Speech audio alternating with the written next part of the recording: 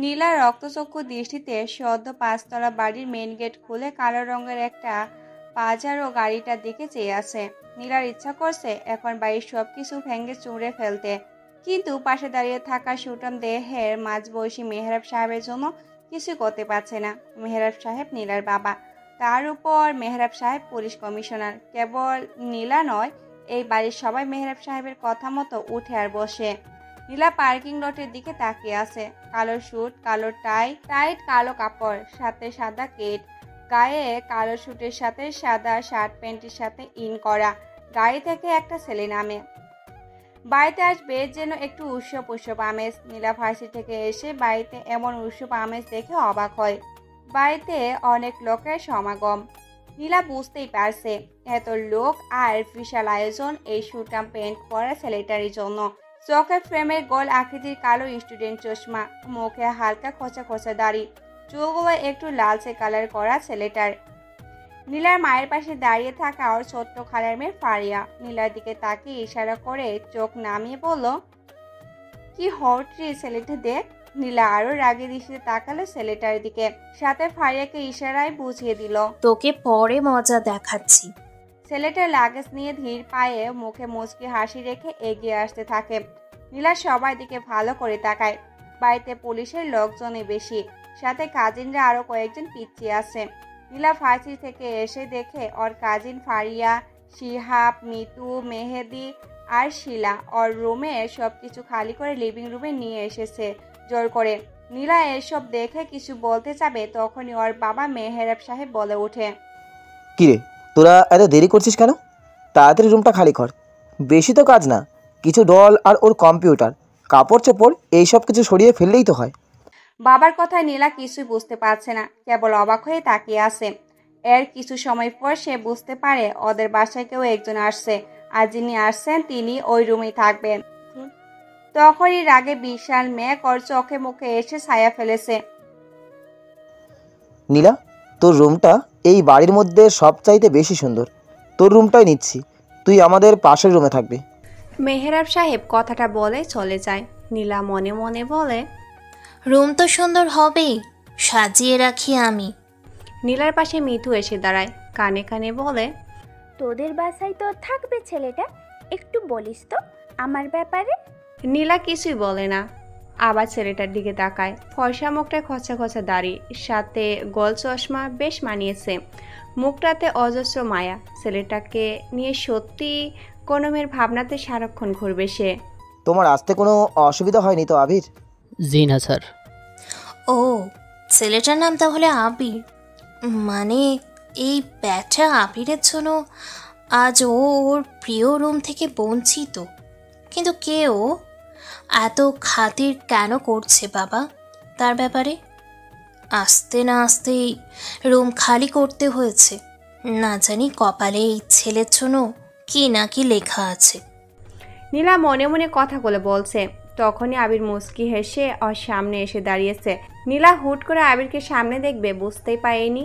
High, আমি আবির, খুব ছোট্ট একজন বিজনেসম্যান, আর সাথে অ্যাসিস্ট্যান্ট পুলিশ কমিশনার। মানে আপনার বাবার সাথে থাকা ছাড়া আমার আর কোনো কাজ নেই। আপনি নিশ্চয়ই নীলা হাসান? নীলা অবাক হয়, সেটা এত কথা বলে কেন? ও, এরপর কি রোজ বকবক শুনতে হবে আমার? বিরক্তিকর। এই ছেলে আমার সামনে আসলে মেরে হাত পা ভেঙে দিব। নীলা কিছু না বলে বাড়ির মধ্যে চলে যায়। আবির মুচকি হাসলো, সাথে সাথে ফারিয়া, মিতু, শিলা, শিহাব, মেহেদি আবিরের পাশে এসে দাঁড়ায়। সবার সাথে পরিচিত হয় ও। আবির ছোট্টখাটো বিজনেস করে, সাথে পুলিশের লোক। আবিরকে সাথে নিয়ে মেহরাব সাহেব বাড়ির মধ্যে প্রবেশ করে। আবির নিজের ব্যাকপ্যাক নিয়ে মেহরাব সাহেবের দেখিয়ে দেওয়া রুমে প্রবেশ করতে দেখে সেখানে নীলা দাঁড়িয়ে আছে। কি ব্যাপার, আপনি আমার রুমে? এই যে মিস্টার, এটা আমার রুম। কই? কি কই? আপনার নাম তো কোথাও লেখা নেই। লিসেন, বাড়িটা যেহেতু আমাদের, সো রুম থাকলে কি নাম লিখে রাখতে হয়? থাকতে হয়। এখন জানতো, সুন্দর ছেলে দেখেই লাইন মারতে চলে এসেছেন, কোনো নোটিশ ছাড়াই আমার রুমে ঢুকে বসে আছেন। ও হ্যালো, আয়নাতে নিজের চেহারা দেখুন। কোনো পেতনি আপনার সাথে লাইনও মারবে না। আর আমি রুমে থাকতে আসিনি, আমার প্রিয় পুতুলগুলো নিতে এসেছি। হুম। নীলা পুতুলগুলো নিয়ে রাগ দেখিয়ে চলে যায়। হাবিব মনে মনে বেশ আমোদে হাসতে থাকে। নতুন শহর, শহরের চারপাশটা আবিরের তবু চেনা। শহরের মানুষগুলোকে সে চেনা তাদের অস্তিত্ব। হাবির গা থেকে স্যুট বুট খুলে জিন্স আর টি শার্ট পরে বেলকুনির দিকে যায়। 5 তলা বাড়ির এই বেলকনি থেকে শহরের অনেক কিছু চেনা চোখে পড়ে ওর। আমি তাকে দেখে মেহরাব সাহেবের বাড়ির কয়েক বাড়ি পরে একটা ছোট্ট ভাঙ্গা বাড়ি। সেই বাড়ির সামনে ছোট্ট একটি উঠোন। উঠোনের সামনে একটা পিচ্চি মেয়েকে একজন মহিলা খুব জোরে মারছে। হয়তো মহিলাটি ওই পিচ্চি মেয়েটার মা হবে। আমি তাকে দেখে একজন লোক হামাগুড়ি দিতে দিতে সেই মেয়েটাকে সেই মহিলা থেকে কেড়ে নেয়। মহিলার মুখের ভাবভঙ্গি দেখে আবির বুঝে গিয়েছে মহিলাটি সেই লোকটি পিচ্চি মেয়েটাকে গালি দিচ্ছে। আবির অপলক হয়ে সেই দিকেই তাকিয়ে আছে। তখনই খেয়াল করে ওর পিছনে কে এসে দাঁড়িয়েছে। ঘুরে তাকাতে দেখে মেহরাব সাহেব দাঁড়িয়ে আছে। স্যার, আপনি আমাকে ডাকতেন, আমি নিজেই যেতাম। আরে কোনো ব্যাপার না, খাবে চলো, খাওয়ার পর তোমার সাথে অনেক কথা আছে। জি স্যার, আপনি যান, আমি আসছি। মেহরাব সাহেব চলে গেলেন। হাবির ভুরু কুঁচকে তাকায়। আবারও সেই বাড়ির দিকে তাকিয়ে থাকে। সেই ভাঙ্গা বাড়ির দিকে চোখ যায় ওর। ফর্সা সুন্দর মেয়েটার ডান হাতের কবজি কেটে রক্ত বের হচ্ছে। আবির তা দূর থেকে খেয়াল করেছে। ময়লা একটি কাপড়, হাতে ছোট সাদা বস্তা। হাঁটতে হাঁটতে মেহরাব সাহেবের বাড়ির সামনে চলে আসে মেয়েটা। আবির স্পষ্ট দেখে পিচ্চি মেয়েটা বাড়ির সামনে থেকে প্লাস্টিকের বোতল কুড়িয়ে নিয়ে রাস্তায় রাখছে। কিছুক্ষণ সেখানে খোঁজাখুঁজির পর মেয়েটা চলে যায়। আবির ঘুরে চলে আসতে যাবে তখনই দেখে পাশের বেলকুনিতে নীলা দাঁড়িয়ে বাইরের দিকে তাকিয়ে আছে। হেই নীলা, এখানে কি করছেন? নীলা বিরক্তি নিয়ে তাকায় পাশের বেলকুনিতে। ছেলেটাকে সেখানে দাঁড়িয়ে থাকতে দেখে নীলা কেবল গোসল করে বেলকুনিতে এসে দাঁড়িয়েছিল। নীলা এমনিতেই কথা কম বলতে পছন্দ করে। সাথে যারা কথা কম বলে তাদেরকে সে বেশি পছন্দ করে। আর যারা বকবক করে নীলা তাদেরকে একদমই সহ্য করতে পারে না। নীলা বিরক্তি নিয়েই বলে, মশা মারছি, মারবেন? মশা মরছে তো? মানে? না মানে, এত কোমল হাতে যদি মশা মারেন তো মশারা মরবে কিনা সন্দেহ হচ্ছে। ও হ্যালো, আপনাকে পুলিশের চাকরি কে দিয়েছে? আপনি 1 নাম্বারের টিজার, যত সব। নীলা রাগ দেখিয়ে চলে যায়। হাবির মুচকি হাসে, তবে এটা হামদের হাসি নয়। এই হাসির একটা আলাদা বিদঘুটের স্বাদ আছে যা নীলা বলা কথাতে প্রকাশ পেয়েছে। কে চাকরি দিয়েছে? কে চাকরি দিয়েছে? আবি মনে মনে কথাটা বিড়বিড় করে কয়েকবার বলে। হুট করে যেন কেমন সব অচেনা মনে হতে থাকে ওর। তখনই খেয়াল করে মেহরাব সাহেব তাকে ডাকছেন। আবির খাবার টেবিলের কাছে যায়। খাবার টেবিলে অনেক রকমের খাবার সাজানো আছে। সবাই সেখানে বসে আছে, কেবল নীলা বাদে। আবির চেয়ারে বসতেই নীলা এসে বসে আবিরের সামনে চেয়ারে। আবির, ফাহাদ স্যারের কথাতে তোমাকে আমার বাড়িতেই থাকতে দিলাম। লজ্জা পাবে না, নিজের বাড়ির মতো মনে করবে। কিন্তু এটা ভেবে পাচ্ছি না তোমার মতো এইরকম একজন অফিসারের হয়ে ফাহাদ স্যার কথা বলবেন। সত্যি অবাক করার বিষয়। আবির মুচকি হাসলেন। নীলার দিকে তাকিয়ে দেখে নীলা ওর দিকেই তাকিয়ে আছে। আবিরের হাসির কারণটা কেউ জানে না।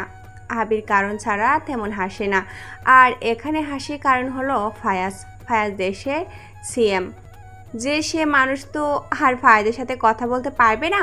অথচ আবির একজন সামান্য পুলিশ হয়ে কি করে ফায়াজ তার জন্য মেহরাব সাহেবকে কল করে বলে আবিরকে এখানেই থাকার জন্য।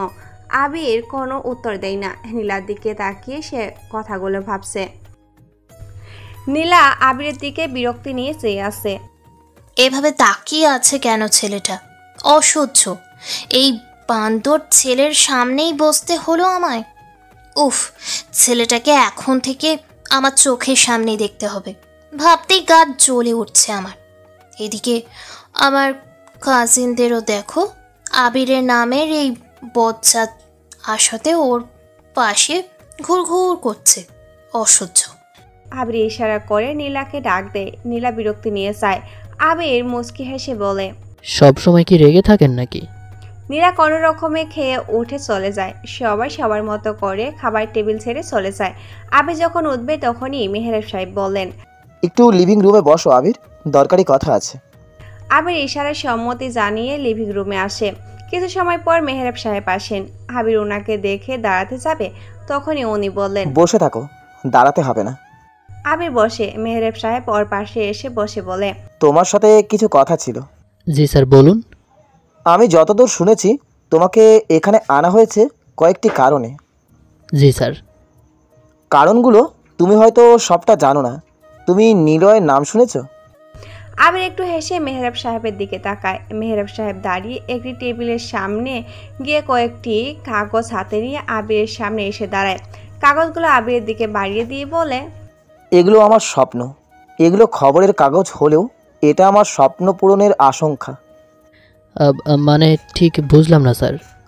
কাগজগুলো ভালো করে দেখো। কাটা অংশে যে কালো কোট মুখ ঢাকা মাস্ক, হাতে পিস্তল হাতে যে দাঁড়িয়ে আছে সে হলো নিলয়। নিলয় হলো ইন্টারন্যাশনাল একজন মাস্তান, মাফিয়া জগতের একজন রিয়েল রকস্টার, যার মাঝে কোনো অনুভূতি নেই, কোনো দয়া মায়া নেই। সে খালি বোঝে খুন, রক্তের তাজা গন্ধ। ইন্টারন্যাশনাল আন্ডারওয়ার্ল্ডে তাকে মিস্টার রাফিয়ান বলে ডাকে। সে কোথায় থাকে, কিভাবে থাকে, দেখতে কেমন, কিভাবে প্ল্যান করে ও সব কিছু কার্যক্রম করে তার কোনো কিছুই জানে না। এমনকি এই অবধি ওর কোনো লোক, মানে ওর কোনো শত্রুকেও আমরা প্রশাসনের লোককে ধরতে দেখিনি। কারণটা হলো ওর কোনো শত্রু নেই, ওর কোনো দুর্বল পয়েন্ট নেই।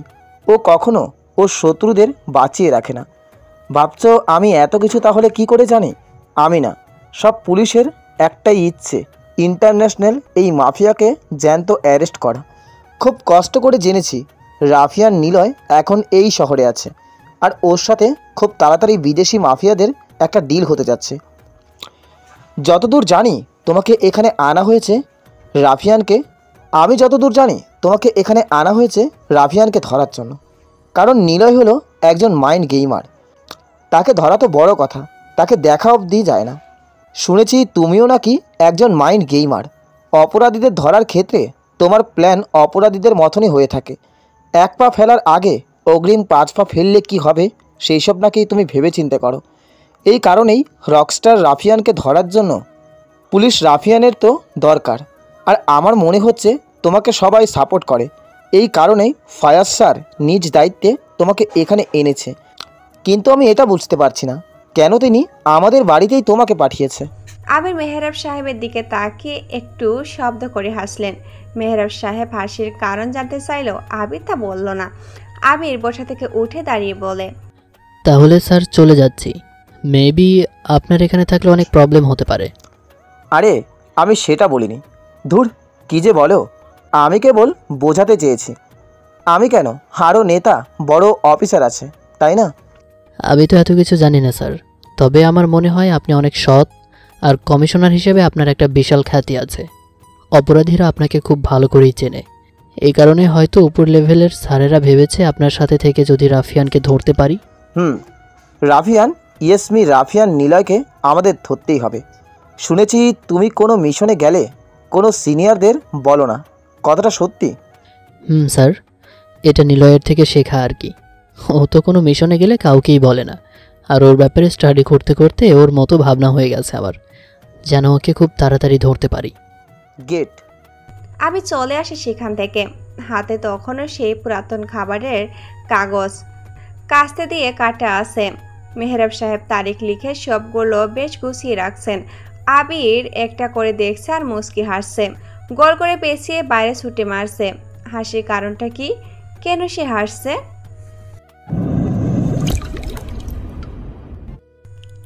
বিকেল হয়ে এসেছে। হাবিব বেলকুনিতে দাঁড়িয়ে সিগারেট জ্বালাতে যাবে, তখনই খেয়াল করে সেই পিচ্চি মেয়েটা ধীর পেয়ে হেঁটে হেঁটে ছোট্ট বাড়ির দিকে যাচ্ছে। মুখ দেখেই বোঝা যাচ্ছে সে সারাদিন তেমন কিছু খায়নি। মেহরাব সাহেবের বাড়ির সামনে দিয়ে সে যাচ্ছে। আবির হঠাৎ শুনতে পায়, এই মিশি, ওখানে দাঁড়া। আবিরের পাশে বেলকুনিতে তাকিয়ে দেখে নীলা দাঁড়িয়ে আছে। আর ওর কথাতে সেই পিচ্চি মেয়েটা দাঁড়িয়ে যায়। নীলা বেলকুনি থেকে নামে। হাবিরও নীলার পিছনে পিছনে আসে। নীলার হাতে একটা বড় টিফিন বক্স। নীলা সোজা হেঁটে মিশি নামের পিচ্চি মেয়েটার দিকে এগিয়ে যায়। এই নে, এখানে খাবার আছে, বাসায় যে তোর বাবা আর তুই খাবি। তুমি প্রতিদিন আমাদের খাবার দাও, তোমার বাবা বকবে না? না, বকবে না। তোর মা আসেনি, তাই না? মা তো ভোর রাতের দিকে আসে, কই থাকে কে জানে। দেখো না নীলা আপা, আজকে আমার মা আমাকে মেরেছে। মিশির ডান হাত বাড়িয়ে দেয় অনেকখানি, ক্ষত সে ওর ডান হাতে দেখতে পায় নীলা। আবির একটু দূরে দাঁড়িয়ে আছে, সব দেখছে। নীলা মিশির মাথায় হাত বুলিয়ে দেয়, তারপর বলে, চিন্তা করিস না, আমি ঔষধ এনে দিব। আর তোর মায়ের চিন্তা করা লাগবে না, তিনি আসবে সময় মতো। আপা, আমার মা কি করে?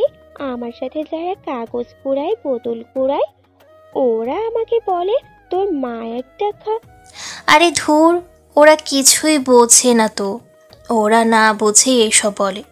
এই টাকাগুলো নে, তোর বাবার ঔষধ কিনে দিস। আচ্ছা। আমি আড়ালে সরে গেল।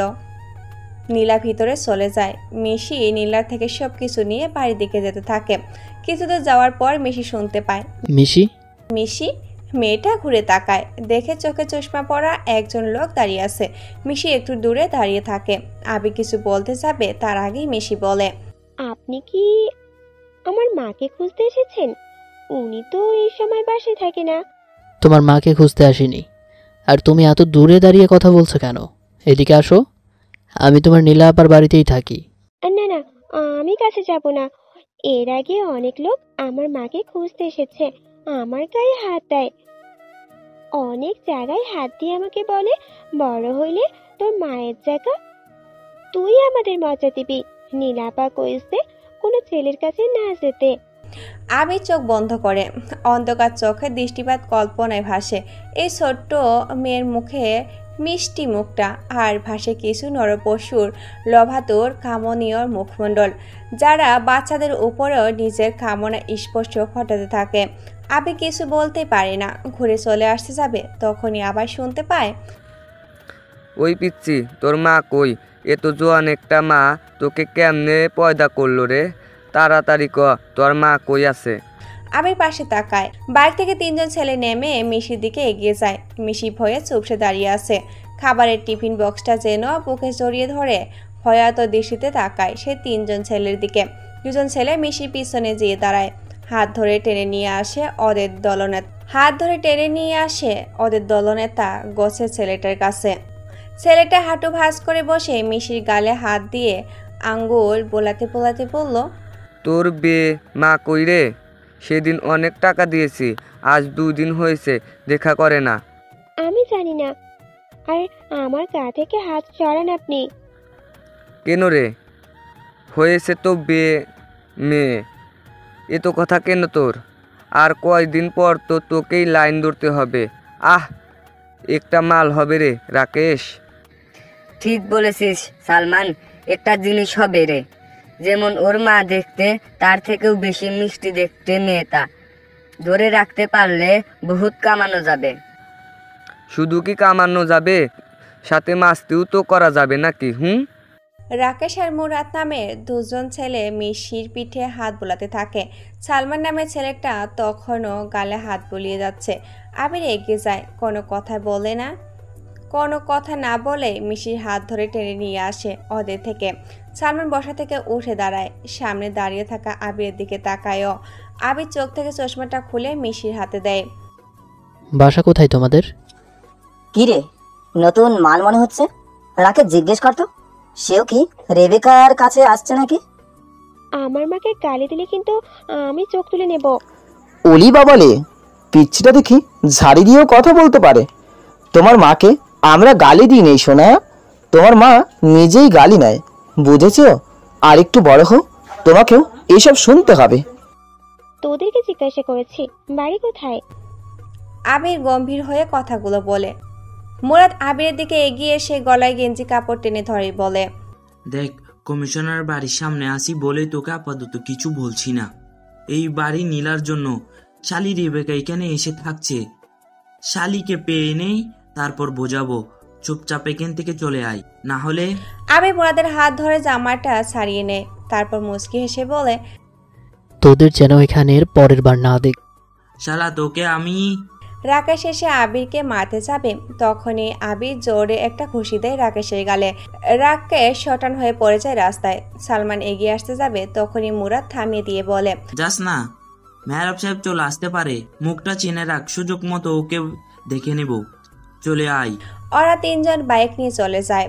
আবির ওদের বাইকের নাম্বারের দিকে তাকিয়ে থাকে। বেশ খানিক দূর চলে যায় ওরা। আবির ঘুরে চলে আসতে যাবে, তখনই মিশি ওর সামনে খুব কাছে এসে দাঁড়ায়। আবির দিকে তাকিয়ে বলে, আপনি কেন ওদের সাথে ঝগড়া করলেন? এমনি। তুমি আমার এত কাছে কেন আসলে? তোমার তো দূরে দাঁড়িয়ে থাকার কথা। আপনাকে দেখে মনে হচ্ছে না আপনি ওদের মতো। আপনার তাকানোর মাঝে মায়া লেগে আছে। আচ্ছা চলো আগে তোমার জন্য ডক্টরের থেকে ওষুধ নিয়ে আসি। না নীলাপা, বলেছে যাকে চেনো না তার থেকে কিছু না নিতে। আরে ধুর, তোমার নীলাপাই তো আমাকে পাঠিয়েছে। আমি তো ওর বর হতে যাচ্ছি, তাই তো আমি ওদের বাড়িতে থাকি। তোমার নীলাপা আসলে বলবে ভাইয়া এসে ঔষধ কিনে দিয়েছে। আবির মিশিকে ঔষধ কিনে দিয়ে বাড়ির দিকে আসছে। মিশি রাস্তায় টোকায়। ওর মা একজন রাতের পরী, প্রেস্টিটিউস। ছোট বাড়িতে থাকলেও রেবেকা একজন উন্নত মানের পেটিসিউস। অবশ্য রেবেকা এমন ছিল না, হয়ে গেছে। মিশিকে আবির বলে, আচ্ছা, ওরা বলছিল তোমাদেরকে নীলা আপা এখানে এনেছে কেন? নীলাপা যে ভার্সিটিতে পড়াশুনো করে, আমি ওই ভার্সিটিতেই। রোজ সবাইকে যে বোতলে কি জানি খায় সেসব কুড়াতে যাই। একদিন সকালে শেষের দিকে কাগজ বোতল কুড়াচ্ছি, তখন ওই যে ছেলেগুলো এসে আমাকে মারতে মারতে আমার মায়ের কথা জানতে চায়। ওরাও ওইখানে পড়ে। নীলাপা ওদের যে থামায়। উনি মেহেরব আঙ্কেলের মেয়ে, তাই তিনজন ছেলে নীলা আপুকে কিছু বলে না। উনি আমার কাছে আমার ব্যাপারে জানতে চায়, তখন আমি সব বলি। তারপর নীলাপা আমাদের এখানে এনে থাকতে দিয়েছে। তোমার বাবার কি হয়েছে? বাবা তো অটো চালাতো, উনি আমার আসল বাবা না। আমার মা তাকে বিয়ে করে, তারপর থেকে ওনাকে বাবা ডাকি। বাবা অটো চালাতে গিয়ে 2 পা হারায়, তারপর থেকে মাকে আর আমি বাড়িতে দেখতাম না। আবির কিছুই বলে না, কেবল ধারণা করে মিশির মা আগে থেকেই এমন ছিল। হয়তো কোনো কারণে এই অটো চালকে বিয়ে করে, কিন্তু ভাগ্যবশত তার দুর্ঘটনা কবলে পড়ে সব কিছু হারিয়ে গেছে। হতে পারে এখন সংসার চালাতে মিশির মা এমন রাস্তা বেছে নিয়েছে। দুজন গল্প করতে করতে টিন শেডের ছোট্ট বাড়িতে চলে আসে। বারান্দায় মাটিতে শুয়ে আছে মিশির বাবা। মিশিকে দেখে উনি বলে ওঠে, মা, তুই এসেছিস? তোকে না বলেছি বেশি দেরি করবি না, খুব চিন্তা হয় তোর জন্য। আবির চলে আসে। কি আজব, সৎ বাবা হয়েও মেয়ের প্রতি ভালোবাসা বিশাল, আর এদিকে মিশি নিচের মায়ের থেকে ভালোবাসা পায় না। ছোট্ট একটা বাচ্চা মেয়ে, বয়স আর কত হবে? বড় জোর 10 বছর হবে। এতটুকু একটা বাচ্চা মেয়ের উপর কত চিন্তার দায়িত্ব। আবির ভাবতে ভাবতে পকেট থেকে ফোন বের করে কাকে যেন ফোন করে বলে, সিরাজ মিয়া, তোমাকে একটা বাইকের নাম্বার দিচ্ছি। বাইক সহ যারা বাইকে আছে তাদের সবাইকে আমি থানায় দেখতে চাই। Okay sir. আবির ফোন কেটে দেয়। ছেলেগুলো চেহারা মনে পড়তে রাগের মাত্রা বেড়ে যায় ওর। পকেটে হাত গুজে সে বাড়ির দিকে এগিয়ে আসে। বাড়িতে প্রবেশ করতেই যাবে, তখনই আবারও ওই ফোনটা বেজে উঠল। তাকিয়ে দেখে মেহরাব সাহেবের কল। আবির, কোথায় তুমি? এখনই বাড়িতে আসো। মেহরাব সাহেবের এমন চিন্তামগ্ন কথা শুনে আবির একটু তাড়াতাড়ি বাসায় যেতে থাকে। হঠাৎ আবির খেয়াল করে একটা পিচ্চি ওর সামনে এসে জোরে সাইকেল ব্রেক কষে। আপনার নাম আবির? তুমি কে? এটা নিন। আপনার নাম আবির। ছেলেটা একটা কাগজ হাতে ধরিয়ে দিয়ে সাইকেল চালিয়ে চলে যায়। আবির ওই হাতের দিকে তাকায়, একটা কালো খামি বড় একটি কাগজ।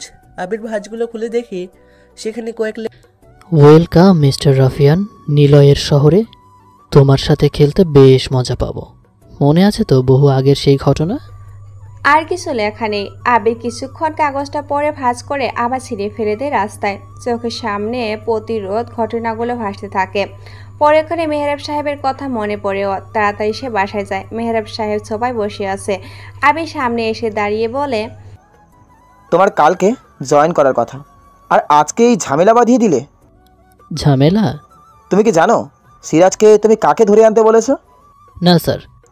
ওরা ফায়াজ স্যারের কাছের লোক, মানে ফায়াজ স্যারের আন্ডারে কর্মরত এক বিশাল ঝামেলাবাজ আলাম স্যারের ছেলেপুলেরা। ওরা, আমি জানি, ওরা আমার বাসার সামনে প্রায় সময় আসে। আমি চাইলেই ওদেরকে অনেক আগেই থানায় তুলে নিয়ে যেতে পারতাম, কিন্তু পরে কি হতো, আমার চাকরি নিয়ে টানাটানি। তুমি তো এই শহরে নতুন, তাই তুমি এইসব পলিটিক্স বুঝতে পারছো না। তোমার কথা মতো সিরাজ সালমানদের রাস্তা থেকে তুলে নিয়ে থানায় এনে পুড়ে দিয়েছে। এখন কি যে হবে?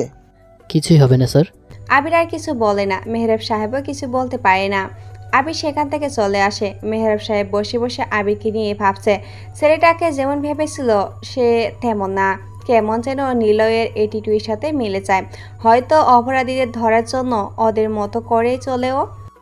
আবির ওর রুমে এসে অবাক হয়, নীলা, ফারিয়া, শিলা বসে আছে ওর রুমে। কি ব্যাপার সবাই এখানে? আপনি মিশিকে কেন ঔষধ কিনে দিয়েছেন? কখন? একটু আগে যখন ওকে আমি ঔষধ দিতে গেলাম, ও বলল আপনি ওকে সব কিছু কিনে দিয়েছেন, আর এটাও বলেছেন। কি বলেছি? বলেছেন না থাক, এদের সামনে বলবো না, আপনাকে পরে দেখে নিচ্ছি। আচ্ছা তাহলে একটা ছবি তুলে নিয়ে যান, সবসময় দেখবেন। ওই তোরা এই ফাজিলের রুম থেকে বের হবি? নীলা ওদেরকে টানতে টানতে রুম থেকে নিয়ে যায়। আবির আবারও ব্যালকনিতে এসে দাঁড়ায়। সূর্যের রেখা তার গতিতে তলিয়ে যেতে প্রস্তুত। আবির ফোন বের করে সিরাজকে কল দেয়। ওদেরকে পিটানো শুরু করেন। কিন্তু স্যার, মেহের স্যার বলেছে ওদের জন্য চা নাস্তার ব্যবস্থা করতে। তার মানে তো ওটাই, পিটাতে বলেছে। সত্যি স্যার? হুম। ওকে স্যার, কাল তাহলে আপনি তাড়াতাড়ি চলে আসবেন। আবির ফোন কেটে দেয়। বাইরের দিকে তাকিয়ে আছে ও।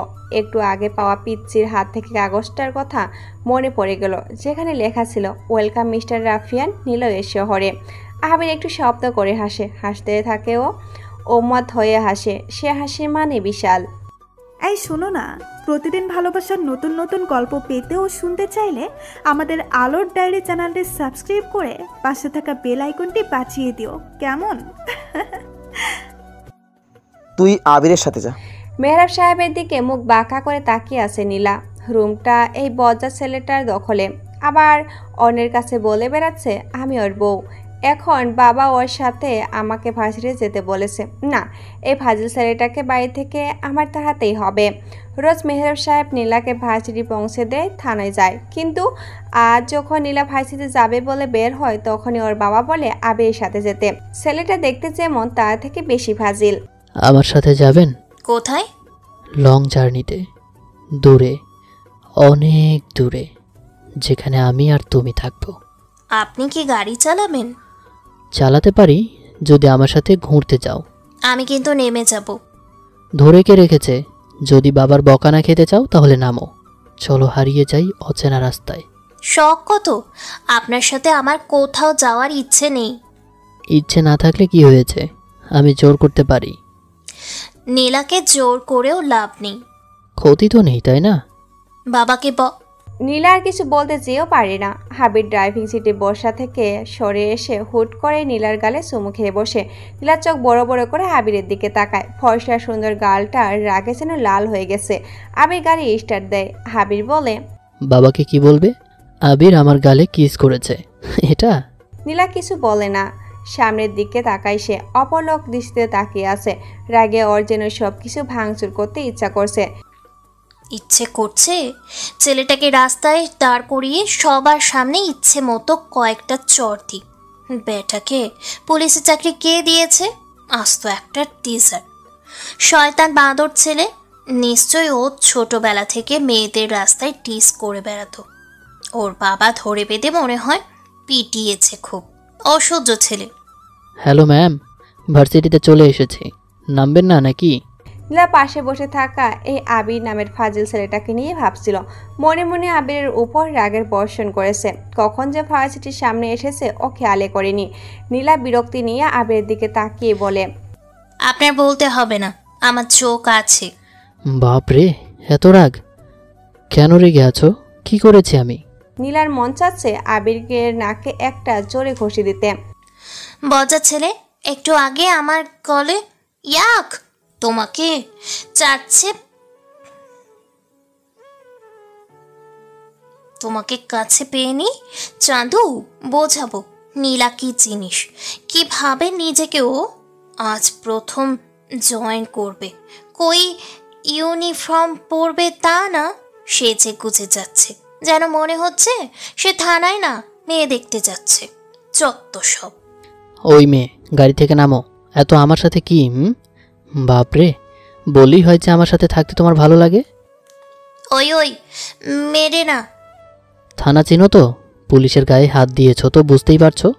পুরুষ শালীনতা মামলায় তোমাকে আটক করব। নীলা আর কোনো কথা বলে না। রাগে গালগুলো ফুলিয়ে সে গাড়ি থেকে নামে। ইচ্ছা করছে জোরে চিৎকার দিয়ে উঠতে, বেটাকে ফাঁসিয়ে দেই, কিন্তু কেমন যেন লজ্জাও লাগছে ওর। নীলা ভার্সিটিতে প্রবেশ করে। আবির গাড়ি ঘুরিয়ে চলে আসবে, তখনই খেয়াল করে কয়েকজন ছেলে একটা মেয়েকে ভার্সিটির পাশেই ছোট্ট একটি গলির মধ্যে টেনে নিয়ে যাচ্ছে। আবির গাড়ি থেকে নামে। কালো জিন্স প্যান্টের সাথে কালো শার্ট ইন করা। গাড়ি থেকে নেমে সেই গলির দিকে এগিয়ে যায়। 4 জন ছেলে একটা মেয়েকে টেনে নিয়ে যাচ্ছে আরো ভিতরের দিকে, আর সেই দিকে লোক যায় না একদমই। আবির ওদের কাছে যেয়ে দাঁড়ায়। মেয়েটা চাইলেও চিৎকার দিতে পারছে না, কারণ পিছন থেকে একটা ছেলে মুখ চেপে ধরে আছে। হ্যালো বয়েস, এভরিথিং অলরাইট? ছেলেগুলো থেমে যায়। যে ছেলেটা মুখ চেপে ধরে আছে সে আবিরের দিকে তাকিয়ে বাকি ছেলেদের বলে, মালটাকে বোঝা, সবকিছু ঠিক আছে। ছেলেগুলো দেখলে বোঝা যায় উচ্চবংশী, তাহলে এরা এমন কাজ কেন করছে? আবির একটু মুচকি হাসলো। 3 জন ছেলে এগিয়ে এসে ওদের মধ্যে একজন বলে, ভাই দেখ, তোকে চিনি না, তোর সাথে ঝামেলাও করব না। বিষয়টা যখন তুই দেখেই ফেলেছিস, তবুও তোকে ভালোভাবে বলছি, চলে যা। মেয়েটাকে ছেড়ে দে। ওকে কেন ধরে নিয়ে যাচ্ছিস? দর্শন বুঝছিস? দেখছিস না যে ওর মুখ চেপে ধরে আছে? ওনার ভালোবাসার প্রস্তাব না করে দিয়েছিল, সবার সামনে ফিরিয়ে দিয়েছিল। অপমান আমরা সহ্য করতে পারি না, তাই মেয়েটার হিসাবটা আজকে বুঝিয়ে দেব। ওকে তুলে আনার সময় অনেকেই দেখেছে, কিন্তু কেউ কিছু বলেনি, কারণ আমরা এই এলাকার ইউনিয়ন পরিষদের সদস্যদের ছেলেই, আমাদের সবাই চেনে। তুই যেহেতু এত দূর আসলি, ঝামেলা ছাড় আর ভাগ। আবির পকেট থেকে চুইংগাম বের করে চিবোতে থাকে।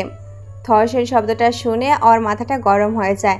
তবে সে মাইন্ড গেম খেলতে ভালোবাসে বলে শান্ত ভঙ্গিতে চুইংগাম চিবোতে চিবোতে বলে, মেয়েটাকে ছেড়ে দে, তোদের কামনায় শিকার ওকে আমি হতে দেব না। দেখা ভাই। পিছন থেকে একটি ছেলে ছুরি দিয়ে দেয় আরিফ নামে ছেলের দিকে। আবির গাল থেকে চুইংগাম বের করে মাটিতে ফেলে দিয়ে পকেটে হাত গুজে নেয়। তোকে এখানেই মেরে রেখে দেব, ওকে ধর্ষণ করব, আবার তোকেও মারবো। দোষটা তোর উপরেই চালিয়ে দেব। আর শোন, পুলিশরা আমাদের কিছুই ছিঁড়তে পারবে না, বুঝেছিস? কথাটা শেষ করার সাথে সাথে আবির কষে একটা থাপ্পড় দেয় আরিফকে। আরিফ ধুম করে মাটিতে পড়ে যায়। যে মেয়েটার মুখ চেপে ধরেছিল সে এগিয়ে এসে পিছন থেকে পিস্তল বের করে আবিরের দিকে তাক করে। আবির জোরে হাসতে যাবে, তখনই শ্যাট করে একটা শব্দ হয়। আবিরের প্রায় কান ঘেঁষে কি জন্য একটা বেশ দ্রুত গতিতে যেন সামনের দিকে এগিয়ে যায়। আবির যেন কল্পনাতে স্লো মোশনের বিষয়টা কল্পনা করে। আবির সামনে তাকে দেখে পিস্তল হাতে সেই ছেলেটা মাটিতে পড়ে যাচ্ছে।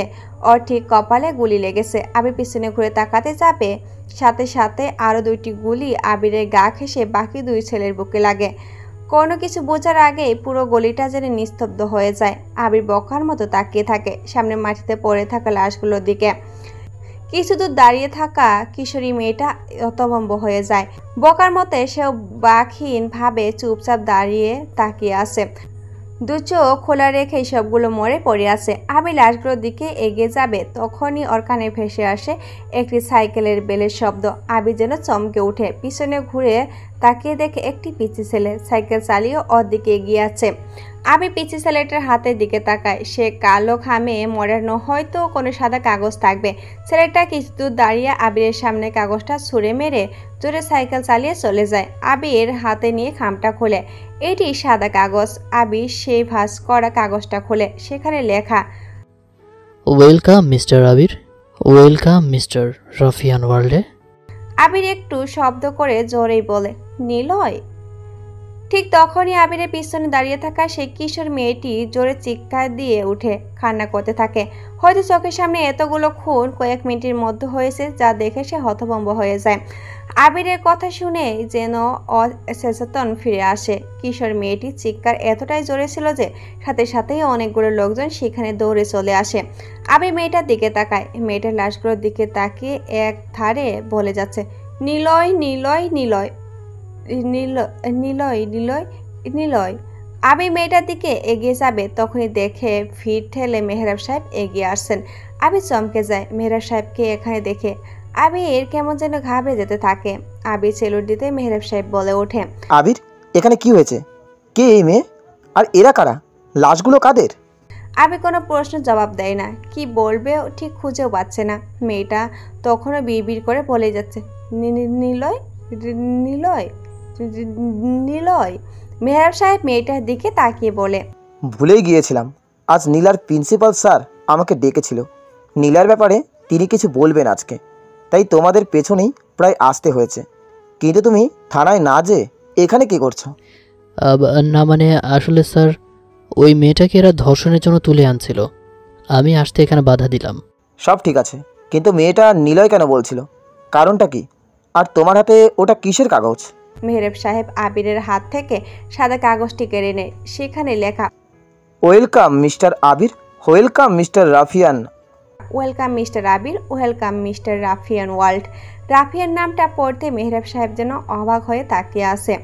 তার মানে ওর সাজ রায় সত্যি কথা বলেছে যে নিলয় শহরেই এসেছে। কিন্তু কবে? আবির যেদিন এসেছিল ওই দিন, নাকি তারও আগে? কিন্তু আবির আসার দিন সে আসলেই বা কি হয়েছিল এখানে? কি হয়েছিল এখানে? নিলয় কেনই বা এখানে আসবে? নিলয় বা কোথায় আর আবিরই বা কোথায়? নিলয় ওয়েলকাম করছে, তার মানে বড় কোনো রহস্য তো আছেই। আবিরকে জিজ্ঞেস করতে হবে। আবির, নিলয় কোথায়? নিলয় মানে স্যার রাফিয়ান? ইয়েস। আমি জানি না স্যার। মানে কি? সে তো এখানেই ছিল। তোমার পিস্তল কই? দেখে তো মনে হচ্ছে না এটা তোমার পিস্তলের গুলি। তাহলে নিলয় কোথায়? তুমি নিশ্চয় তাকে দেখেছো। কেমন দেখতে ও? না স্যার, আমি দেখিনি, আমি নিজেই তো অবাক হয়েছি। তোমার হাতে তাহলে কাগজটা কোথা থেকে আসলো? একটা পিচ্চি ছেলে দিয়েছে। পিচ্চি ছেলেটা কোথায়? জানি না স্যার। তোমার সাথে পরে কথা বলছি। লাশগুলো পোস্টমর্টমের ব্যবস্থা করতে হবে। আমি লাশগুলো নিয়ে যাচ্ছি, তুমি থানায় যাও। মেহরাব সাহেব লাশগুলো নিয়ে চলে যায়। আবির কোনো রকম গাড়ির কাছে আসে।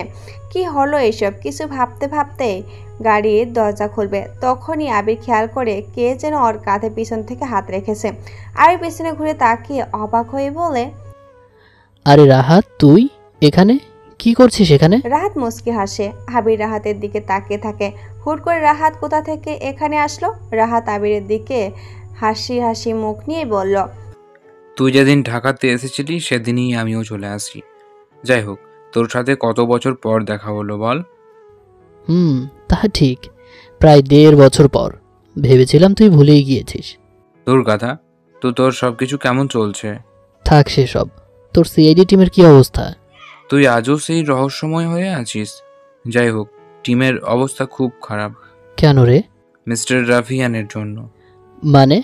দূর কথা, পুরো আন্ডারওয়ার্ল্ড সহ ইন্টারন্যাশনাল পর্যায়ের সব লোক নিলয়কে চেনে। আর তুই মানে জানতে চাইছিস? সেটা না। আচ্ছা তুই এখানে কেন, মানে ভার্সিটির সামনে? আর বলিস না, একটা মেয়ের জন্য এসেছিলাম, আর এসেই শুনি এখানে খুন হয়েছে। আর তোর কমিশনার লাশগুলো নিয়ে পালিয়েছে। কেন? আমাদের জন্য তো রাখতে পারে নাকি? ধুর, বাদ দে তো। যাবি নাকি এখন? না রে আবির, এখন একটু কাজ আছে। আচ্ছা। আবির মুচকি হাসলো। রাহাত গম্ভীর হয়ে তাকায় আবিরের দিকে। মনে মনে হাসে রাহাত। আবিরের দিকে শব্দ ছাড়া কয়েক সেকেন্ড হেসে নেয়। সেই হাসিতে কোনো ভদ্রতা নেই, আছে এক অন্যরকম অনুভূতি। আবির গাড়ি চালিয়ে চলে আসবে, তখনই রাহাত বলে, আবির চল না মাইন্ড গেম খেলি। আবির কিছু বলে না, মুচকি হাসে। হাসি মুখে গাড়ি চালিয়ে চলে আসে ওখান থেকে। থানায় এসে গাড়িটা স্ট্যান্ড ব্রেক করে। আজকে ওর এই থানাতে নতুন জয়েন হতে হবে। গাড়ি থেকে নামতে দুজন পুলিশ এসে আবিরকে সেলুট দেয়। একজন সিরাজ আর একজন হাসেম। ওদের কি অবস্থা? স্যার, ওদের জন্য কাল থেকে অনেক প্রবলেম ফেস করতে হয়েছে। অনেকগুলো ফোন কল আর চাকরি যাওয়ার মতো থ্রেট পেয়েছি। হয়তো আপনি দেরি করে আসলে ওদেরকে ছাড়তেই হতো আমাদের। সিরাজ কথা বলতে বলতে আবিরের পিছনে পিছনে থানায় প্রবেশ করে। সব পুলিশ আবিরকে দেখে দাঁড়িয়ে যায়। আবির সবাইকে ইশারায় বসতে বলে সুরেশ, সালমান, রাকেশ আর মুরাদের কাছে যায়। আবিরকে দেখে ওরা অবাক চোখে তাকিয়ে থাকে। তবে কিছুক্ষণ পর সালমান বলে ওঠে, কিরে, আমাদের নামে কেস করেছিস? এখন আমার বাবার ভয়ে চলে আসলি কেন কেস তুলতে? সালা, তোকে পরে দেখে নেব। আগে আমাদের বের হতে দে। আবির মুচকি হাসে। দরজার কাছে কয়েকটি মোটা স্টিক দেখতে পায়, সেদিকে তাকিয়ে বলে, মিশির উপর তোদের নজর দেওয়াটা সবচেয়ে বড় ভুল ছিল। তারপরও বাচ্চা মেয়েটার গায়ে হাত দিয়েছিলি কামনার দৃষ্টি দিয়ে। তারপর তুই কেন জেলের মধ্যে প্রকাশ করেছিস? সালমানের কথার কোনো জবাব দেয় না আবির। ডান হাতে মোটা স্টিক নিয়ে সে এগিয়ে যায়। যখনই পেটাতে চাপে তখনই শুনতে পায়, মিস্টার আবির, স্টপ দিস। কি করছো? তোমাকে না বলেছিলাম এদের ছেড়ে দিতে? বাইরে আসো আর দেখো কারা এসেছে। আবির থেমে যায়। তাকে দেখে মেহরাব সাহেব এসে পিছনে দাঁড়িয়ে আছে, আর ওনার পিছনে আছে একজন কালো শার্ট পরা উকিল। আবির চুপচাপ বাহিরে আসে, সাথে বের হয়ে আসে সালমানরা। সালমান অবাক হয়ে তাকায়। ওরা জানতই না যে আবির পুলিশ। আবির বাইরে এসে দেখে 4 জন লোক দাঁড়িয়ে আছে। একজন চেয়ারে বসে আছে। যে চেয়ারে বসে আছে সে হলো ফায়াজ। সবাই আবিরের দিকে তাকিয়ে আছে। আবির আসতেই ফায়াজ বসা থেকে উঠে দাঁড়ালো। সবাই আবিরের দিকে তাকিয়ে থাকলো। সবাই আবিরের দিকে তাকিয়ে আছে। আবির আসতেই ফায়াজ বসা থেকে উঠে দাঁড়ালো। সবাই আবিরের দিকে তাকিয়ে থাকলেও মেহরাব সাহেব ঠিকই ফায়াজের দিকে দেখছে। আবির আসতেই তিনি উঠে দাঁড়িয়েছে। মেহরাব সাহেব একবার আবিরের দিকে তাকায় আর একবার তাকায় ফায়াজের দিকে। ফায়াজের বয়স অনুযায়ী সে যে সিএম তা বোঝা যায় না, কিন্তু মেহরাব সাহেব অজান্তেই মনে মনে একটা প্রশ্ন সাজিয়েছে। কেন ফায়াজ স্যার আসতেই আবির আসাতেই উঠে দাঁড়ালো? ওর থেকে তো আরও অনেক লোক এখানে সিনিয়র পর্যায়ে আছে, তাহলে কেন এমন করলেন? হুরুকুসকে তাকায় মেহরাব সাহেব। আমার ছেলেদের ধরে আনার কারণ কি তোমার? ফায়াজের পিছনে থাকা নাসির সাহেব কথাটা বলে ওঠে। উনি সালমানের পিতা, ফায়াজের আন্ডারে কাজ করে। ফায়াজ হাত উঁচিয়ে নাসির সাহেবকে থামিয়ে বলেন, আপনার ছেলে নিশ্চয় কিছু করেছে, তাই তো আবির সাহেব? জি স্যার। ফায়াজ মুচকি হাসলেন। মেহরাব সাহেব তখনও অবাক চোখে তাকিয়ে আছে। আবির এখনও ফায়াজের সিলেক্ট করেনি, আর ফায়াজ এই ব্যাপারে কিছুই বলছে না। সচরাচর তো ফায়াজ এমন করে না। একবার তিনি এখানে বেড়াতে এসেছিলেন, কোনো হাবিলদার সেলুট দিতে কয়েক সেকেন্ড লেট করেছিল। ফায়াজ স্যার তখনই ওকে 2 মাসের জন্য বরখাস্ত করেন। তাহলে আবিরের সাথে কেন হেসে হেসে কথা বলছেন তিনি? আচ্ছা যাই হোক, ওদের ছেড়ে দাও। যা করেছে নিশ্চয় তোমাকে না জেনেই করেছে তোমার সামনে। ওদেরকে ছেড়ে দাও। Okay sir. আবির সালমানের দিকে তাকায়। সালমান রাগী চোখে তাকিয়ে আছে আবিরের দিকে। আবির ওর চোখের দৃষ্টি পড়ার চেষ্টা করছে। সালমান মনে মনে বলছে, সালা, তোকে সুযোগ পাই বোঝাবো। আমাদেরকে থানায় ধরে আনার ফল। তুই পুলিশ তো কি হয়েছে, তোকে বোঝাবো এই সালমান কি জিনিস। আবির একটু মুচকি হাসলো। মেহরাব সাহেব শুধু চুপচাপ সব কিছু দেখছে। আবির, তারপর বলো মিস্টার রাফিয়ানের কি খবর? দেশের বড় সিআইডি টিম কিন্তু চলে এসেছে। কোনো রকমে যেন রাফিয়ান এবার পালাতে না পারে। আবির মুচকি হাসে। ফায়াজ স্যার আর দাঁড়ায় না, সবাই থানা থেকে চলে যায়। তবে যাওয়ার আগে সালমান আবিরের দিকে তাকিয়ে এক প্রকার থ্রেট দেয়। আবিরও তা নীরবে গ্রহণ করে মেহরাব সাহেবের দিকে তাকান। মেহরাব সাহেব ক্যাবলা হয়ে তাকিয়ে থাকে। এসব কি হলো আবির? সরি স্যার, বুঝতে পারিনি। বুঝতে পারছো না নাকি বোঝাতে দিচ্ছ না? আমি আসাতেই ফায়াজ স্যারের চেয়ারে বসে আছি, আর তুমি যখনই আসলে ওনারা সামনে দাঁড়িয়ে গেল। ওনার চোখে মুখে আমি অন্যরকম কিছু দেখেছিলাম, যেন তোমাকে উনি ভয়ে হোক বা সম্মানের দৃষ্টিতেই চেয়ে উঠে দাঁড়ালো। ওনার ভাবভঙ্গিতে স্পষ্ট বোঝা যাচ্ছিল তোমার সামনে বসাটাই নিষেধ। কারণটা কি? মেহরাব সাহেব কেবল তাকিয়ে থাকে। আবির মাথা নিচু করে নেয়। মেহরাব সাহেবের কথা শুনে একটু ভদ্রতা হাসি দেওয়ার চেষ্টা করলেন। কোনো রকমে তাকিয়ে বললেন, স্যার, আমি তো কিছুই বুঝতে পারছি না। হতে পারে তিনি কাকতালীয়ভাবে এমন করছেন। আমিও তো ওনার হাবভাব কিছুই বুঝতে পারিনি। সিআইডি টিম কেন আবার উনি শহরে আনলেন? তাহলে আমাদেরই বা কেন বললেন রাফিয়ানের ব্যাপারে? নিলয়কে যদি সিআইডি ধরে তবুও ওনার লাভ, আবার আমরা ধরলেও ওনার লাভ। অপরাধীকে যেই ধরুক না কেন সেটা দেশের লাভ। তবে একটা গুড নিউজ আছে। কি স্যার? ওই লাশগুলো যেই ছেলেগুলোর ছিল ওদের শরীরে স্নাপারের গুলি পাওয়া গেছে।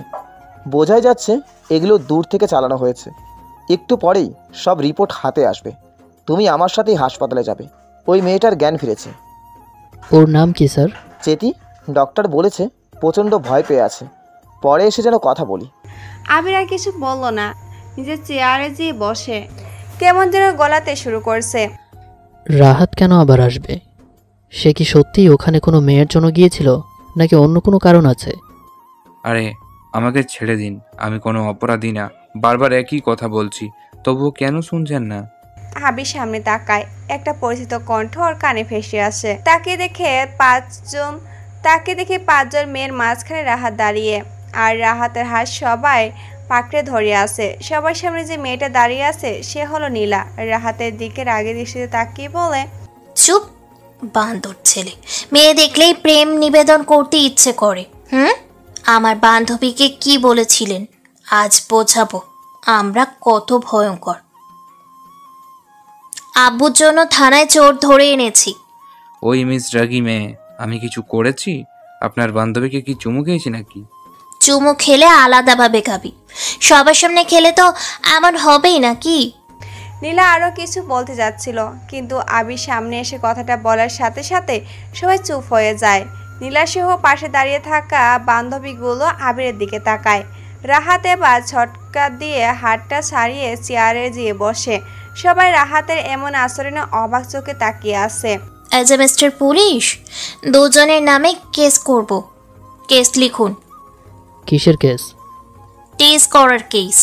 সরি, কলমে কালি ফুরিয়ে গেছে। আর এটা আমার শ্বশুরের থানা, কারো বাপের থানা না যে যখন যা খুশি বলবেন সেটাই করব। নীলা এবার চিৎকার দিয়ে উঠল। ভিতর থেকে মেহরাব সাহেব বেরিয়ে আসেন। মেহরাব সাহেবকে দেখে রাহাত বসা থেকে উঠে দাঁড়িয়ে সালাম দেয়। মেহরাব সাহেব রাহাতকে দেখেই বলল, আরে রাহাত, তুমি এই সময়ে থানাতে? কি হয়েছে? আর নীলা, তুই জোরে চিৎকার দিয়েছিস কেন? আবু তুমি স্যার, আমি বলছি।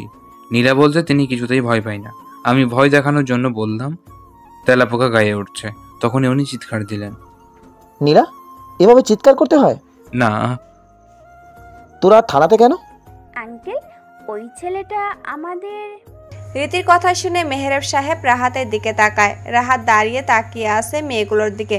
মেহরাব সাহেব মুচকি হাসি বললেন, আরে রাহাত, ও তো সিআইডির অফিসার। কেন, কি হয়েছে ওর? CID officer? মেয়েগুলো সবাই একসাথে বলে উঠল। রাহাতের দিকে সবাই তাকাতে রাহাত মুচকি একটা হাসি দিয়ে তাকায়। নীলু মাথা নিচু করে নেয়। নীলার এখন ইচ্ছে করছে হয় এখান থেকে পালিয়ে যেতে, না হয় এই ফাজিল দুটা ছেলেকে জোরে চড় দিতে। তোরা থানাতে কেন? না আবু, কিছু না। ওই চল তোরা। দাঁড়া, আবির পৌঁছে দেবে তোদের। না বাবা, আমি যাব না। চুপ। স্যার, আমিও যাই। ওনাদের সবাইকে পৌঁছে দিই। যদি রাস্তায় কোনো সমস্যা হয় তাহলে তখন আমাদেরই দোষারোপ হবে স্যার। ওকে, যাও, আমার বড় গাড়িটা নিয়ে সবাইকে পৌঁছে দাও। নীলা, রীতি, মিতু, মারিয়া, নাদিয়া সবাই বোকার মতো তাকিয়ে আছে মেহরাব সাহেবের দিকে। মেয়েগুলো জেনে গিয়েছে এই রাহাত সিআইডি হলো একটা ফাজিলের হাড্ডি। আবির বের হতে যাবে তখনই মেহরাব সাহেব ডেকে বলে, তাড়াতাড়ি আসবে, হাসপাতালে যাব। আবির আর রাহাত নীলাদেরকে নিয়ে বের হয়ে যায়। দুই বন্ধুর মুখে শয়তানি হাসি বেশ টের পাচ্ছে মেয়েগুলো। রাহাত গাড়ি চালাতে থাকে। তারপর, স্যার, অনেক বড় সমস্যায় পড়ে গিয়েছি, আমাকে বাঁচান। মেহরাব সাহেব আবিরদের চলে যাওয়ার দিকে তাকে মুচকি হাসলেন।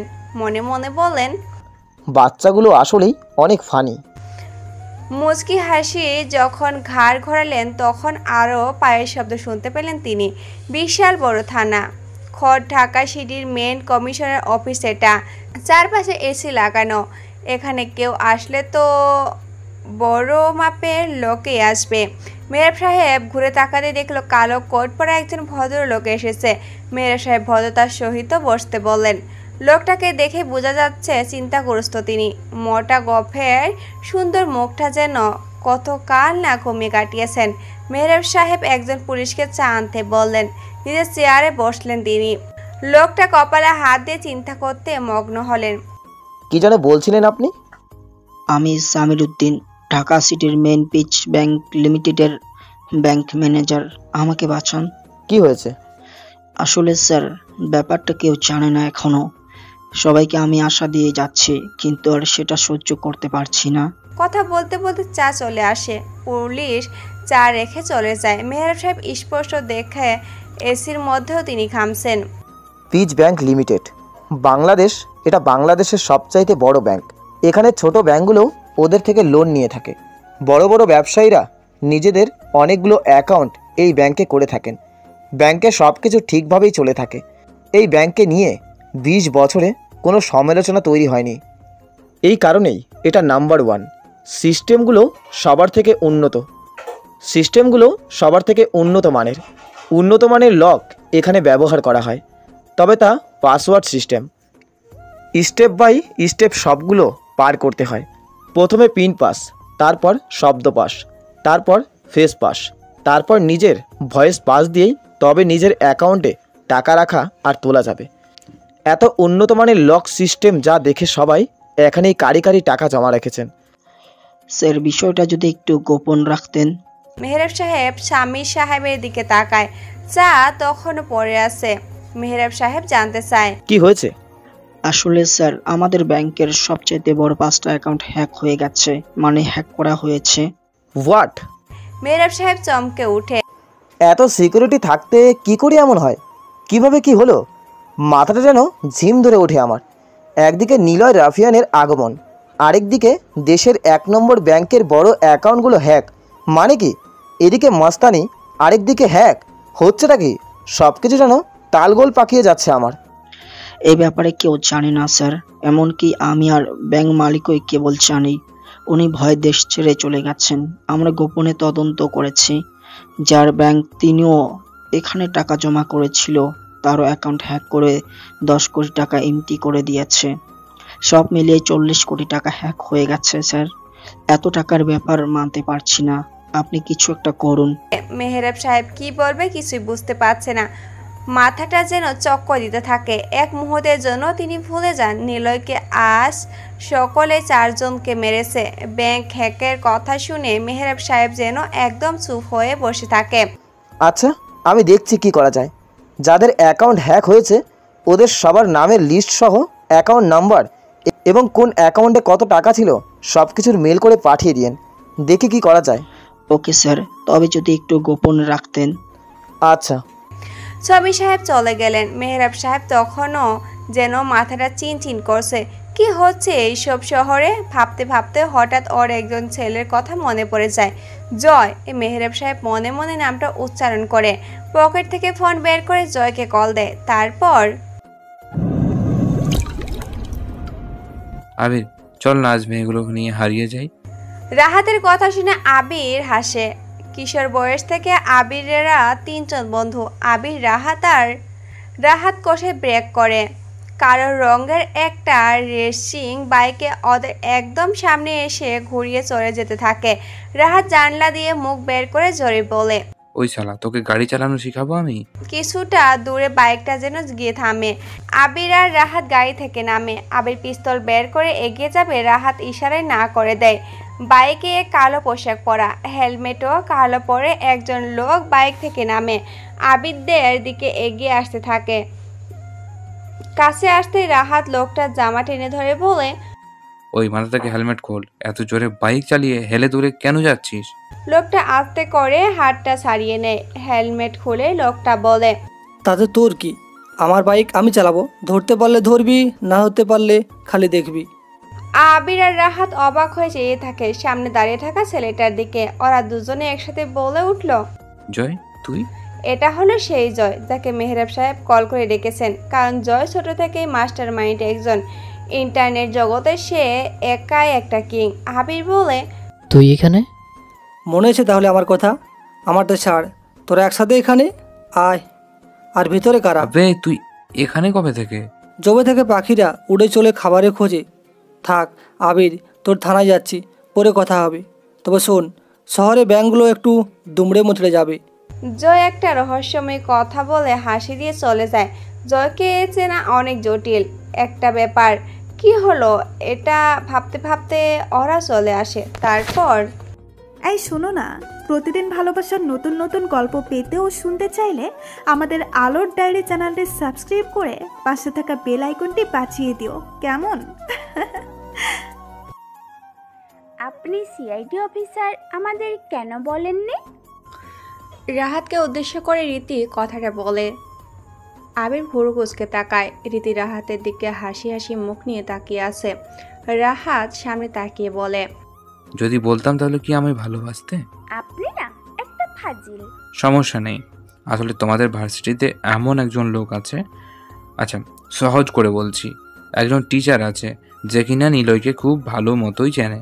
পুরো শহরবাসী জানে নিলয় আন্ডারওয়ার্ল্ড ডিল করতে এই শহরে এসেছে, কিন্তু কেবল আমি জানি সে তোমাদের ভার্সিটিতে তোমাদেরই প্রিয় এক স্যারের সাথে দেখা করার জন্যই সে এখানে এসেছে। নীলা রীতি এরা সবাই বোকার মতো রাহাতের দিকে তাকিয়ে আছে। নীলা চিল্লিয়ে বলে ওঠে, ওই মিস্টার সিআইডি, নিলয়টা আবার কে? দেখুন, নিলয় নামে আমার ছোটবেলার এক বন্ধু ছিল। যখন আমরা ক্লাস 1-এ পড়তাম, মাত্র 30 দিনের জন্য সে আমার বন্ধু হয়েছিল। এরপর তাকে আর কোনো দিন স্কুলে দেখিনি আমি। যখন দেশের বাইরে ছিলাম সেখানেই চিনতাম তাকে। বান্ধবীরা নিলয় নীলা বলে আমাকে খ্যাপাতো। আপনিও এমন করছেন নাকি? কে নিলয়? কোন নিলয়? নীলা এত কথা একবারে কোনোদিনও বলেনি। কেমন যেন সে মনমরা হয়ে যায় নিলয় নামটা শুনে। মনে পড়ে যায় ওর সেই একদম ছোট্টবেলার কথা, যে সময় নিলয় ছিল তার কয়েকদিনের বন্ধু। হুট করে চুইংগাম নিয়ে ঝগড়া থেকে ওদের বন্ধুত্ব শুরু হয়। বেশ চলছিল, কিন্তু নীলা একদিন স্কুলে এসে দেখে নিলয় আর আসছে না। ওর দেওয়া ছোট্ট বেলার গিফটটা নীলা আজও তার কাছে রেখে দিয়েছে, কিন্তু নিলয় আর কোনোদিনও ফিরেনি। আবির লুকিং গ্লাসের দিকে তাকায়। নীলা জানলা দিয়ে বাইরে তাকিয়ে আছে। আবির একটু মুচকি হাসলো, তারপর বলল, নিলয়কে ভেবে আকাশ দেখার দরকার কি? আবির তো আছেই। আমাকে নিয়ে একটু ভাবো, যে যাবার সে তো চলেই যাবে। আর রাহাত যে নিলয়কে বলেছে সে হলো টপ লেভেলের এক মাস্তান, একজন হিংস্র মানব, যাকে সবাই রাফিয়ান বলে চেনে। ভয়ঙ্কর সে, খুন রক্ত ক্রাইম তার নেশা। সে অনেক চালাক, তবে সে ভালো মানুষ না। নিলয় নামে কেউ এমন খারাপ হতেই পারে না। আচ্ছা নীলা, মনে করো তোমার সেই নিলয়টাই আজকের রাফিয়ান, মানে মাস্তান। সে যদি তোমার সামনে এসে বলে ভালোবাসি, তোমাকে চাই, তাহলে কি করবে? সে মাস্তান হতেই পারে না, আর হলে তার সামনে কখনো যাব না। যে খুন করতে পারে সে কখনো ভালোবাসতে পারে না। এমন হলে তাকে গ্রহণ নয়, ফিরিয়ে দেব আমি। তার মানে তোমার মাস্তানি পছন্দ না? মানে এরকম ছেলে তোমার পছন্দ না? না। রাহাতের সাথে কথা বলতে বলতে বাড়ির সামনে চলে আসে প্রায়। আবির বাহিরে তাকিয়ে আছে। রাহাত কেবল শব্দ করে হাসছে। আবির চুপ হয়ে চেয়ে আছে বাহিরে। রাহাত আবারও বলে, আসলে আমি নিলয়কে খুঁজতেই ভার্সিটিতে যাই, কিন্তু কে জানে আপনার বান্ধবীর সাথে ধাক্কা লাগবে। দেখতে মিষ্টি হলেও যে ঝাল সারা অঙ্গে তা আমি জানতাম না, তাই তো ঝামেলাটা বাঁধে। আর আপনিও কম কিসের, সোজা ধরে থানায় নিয়ে গেলেন। ওকে, সরি। গাড়িটা ব্রেক করে। ওরা সবাই এক এক করে নামে। নামার সময় রীতি আর নীলা দুজনে রাহাতের দিকে তাকিয়ে মুচকি হাসি দেয়। আবির কেবল তাকিয়ে থাকে, কিছুই বলে না। আসতে পারি স্যার? মেহরাব সাহেব দরজার দিকে তাকায়। কালো পোশাক পরা জয় নামের ছেলেটা দরজার কাছে দাঁড়িয়ে আছে। মেহরাব সাহেব ভিতরে আসতে বলে। জয়ের পেছনে কালো একটি ছোট ব্যাগ, সেখানে সবসময় একটা ল্যাপটপ ঢোকানো থাকে। নিলয় যেমন পায়ের সাথে পিস্তল রেখে একাই সব কিছু কন্ট্রোল করে, তেমনি জয়ও পিঠে করে ব্যাগ আর ল্যাপটপ নিয়ে পুরো বিশ্ব সবাইকে জগৎ হাতের মুঠোয় আনতে পারে। মেহরাব সাহেবকে সে অনেকবার সাহায্য করে, না হলে জয়কে এভাবে বাইরে রাখাটা আসলে ডেঞ্জারাস একটা ব্যাপার, কারণ সে যতটা চুপচাপ ততটাই ভয়ঙ্কর। নিলয় যেমন আতঙ্ক, তেমনি জয়ও কেবল সাইবার ইন্টারন্যাশনাল আতঙ্ক। অবশ্যই মেহরাব সাহেব ছাড়া জয়কে কেউ সাইবার কিং হিসাবে চেনে না। আরও দুজন ভালো মতো চেনে, সেটা হলো আবির আর রাহাত। একটা প্রবলেম হয়ে গেছে। জানি আমি স্যার। জানো মানে? কি করে? আসলে স্যার এসব খবর আমার কাছে অজানা না। বুঝেছি, কে করেছে তার ঠিকানা দাও। সরি স্যার, কে করেছে সেটা জানি না, তবে জানার চেষ্টা করতে পারি। তবে আপনার কখনো যদি মনে হয় এটা আমি করেছি, সেদিনের পর আমি কিন্তু পুরো দেশের অনলাইন সিস্টেম বন্ধ করে দিয়ে হারিয়ে যাব। ওকে ওকে, এখন যা করবে তাড়াতাড়ি। আমি করলে তো ইন্টারন্যাশনাল ব্যাংকে করতাম। জয়, তুমি বুঝতে পারছো না 40 কোটি টাকা সামান্য ব্যাপার না। জয় আর কিছু বলে না। মেহরাব সাহেবের দিকে মুচকি হাসে চলে যায়। মেহরাব সাহেব এখন অবাক হয়ে তাকিয়ে আছে। জয়কে যতটা সহজ মনে হয় সে অনেক রহস্যময়। আচ্ছা, যদি সত্যি জয় করে থাকে তাহলে কি করব? নিলয়কে দিয়ে জয়কে মেরে দেব? দূর, কি ভাবছি এসব? নিলয় আর জয়, এটা ভাবা যায়? নিলয় তো সবার ওপরে, আর জয় তো বাস্তবে কিছুই না। জয় তো কেবল সাইবারের কিং। আচ্ছা, এমন নয় তো নিলয় জয়কে দিয়ে এসব করিয়েছে? কিছু বিষয় খুব ঠান্ডা মাথায় ভাবতে হয়। নিলয় যেদিন আসবে সেদিন আবির আসে। আবার আবির এমন কেউ না যে ফায়াজ স্যার এত কিছু করবে। আবির এত সাহস কী করে পেল? আসতে না আসতে সালমানদের সাথে ঝামেলা বাঁধিয়েছে। আবার আজকে নিলয় 4 জনকে মেরেছে। আবিরকে বলেছে ওয়েলকাম তার শহরে। হুট করে রাহাতে সিআইডি টিম হাজির। থানায় এসে ফায়াজের চোখ মুখে আবিরের প্রতি একটা ভয় কাজ করতে দেখেছে। আবার আজ রাতে ব্যাংকের মেন অ্যাকাউন্টগুলো হ্যাক হয়েছে এবং সেখান থেকে টাকা সরিয়ে ফেলানো হয়েছে। জয় যাওয়ার সময় মুচকি হাসলো। কিছু একটা যেন সামনে এসে হারিয়ে যাচ্ছে বারবার। তবে আবিরের হেল্প দরকার আমার। ওর সাথে সব কিছু শেয়ার করতে হবে। ফায়াজ আর ওর মধ্যে হয়তো পুরনো সম্পর্ক থাকতে পারে, তাই এমন করেছে। আবিরকে দেখে সত্যি ইনোসেন্ট মনে হয় আমার। সব কিছুই ওর সাথে ডিসকাস করা দরকার। কি ভাবছেন স্যার? মেহরাব সাহেব চোখ তুলে তাকায়। আবির এসে দাঁড়িয়েছে সামনে, সাথে রাহাত নেয়। আবিরের দিকে আশ্বস্ত দৃষ্টিতে তাকায়। চলো হাসপাতালে যাই। আচ্ছা। আবিরকে নিয়ে মেহরাব সাহেব হাসপাতালে যায়। মেয়েটার জ্ঞান ফিরেছে। বেডে আধশোয়া হয়ে শুয়ে আছে ও। মেহরাব সাহেবের দিকে তাকায়। কেমন আছো? ভালো স্যার। দেখো, তোমার আর আবিরের সামনে 4 জন খুন হয়েছে। কোনো রকম ভয় পাবা না। বলো, কি দেখেছিলে তুমি? চৈতি আবিরের দিকে তাকায়। আবির মুচকি হাসে। চৈতি বলে, আসলে স্যার, ওই ছেলেগুলো আমাকে তুলে নিয়ে যাচ্ছিল। উনি এসে থামিয়ে দেয়। আমাকে নিয়ে ছেলেগুলো বাজে বাজে কথা বলছিল বলে উনি থামাতে জোর দেয়। তখনই দেখি দূরে একটা 6তলা বাড়ির ছাদ থেকে কালো পোশাক পরা 4 জন লোক এইদিকে তাকিয়ে আছে। কিছু বোঝার আগেই শাট করে শব্দ ছাড়া গুলি এসে লাগে ওই খারাপ ছেলেদের। তারপর আমি শকড হয়ে যাই। যখন নিজের সজ্ঞানে ফিরি তখনই শুনি নিলয় বলে উনি চিৎকার দিয়ে ওঠে। আমিও নিলয় নিলয় বলতে থাকি, কিন্তু কাউকেই আমি দেখিনি। আর নিলয় কে স্যার? আপনাদের এই অফিসারের নাম কি নিলয় নাকি? মেহরাব সাহেব আবিরের দিকে তাকিয়ে হাসলেন। আবিরও হাসলো। চৈতি বলল, না, ওর নাম আবির। ও, কিন্তু তাকে কেন ওরা মারেনি? মেহরাব সাহেব বসা থেকে উঠে দাঁড়ায়। চৈতির কথা শুনে বুকটা যেন কেঁপে ওঠে। মনে মনে বলে, তাই তো, নিলয় তো জানে পুলিশেরা ওর পেছনে সব সময় পড়ে আছে। তাহলে কেন ওরা আবিরকে মারেনি? ওরা তো চাইলে আবিরকেও মারতে পারতো।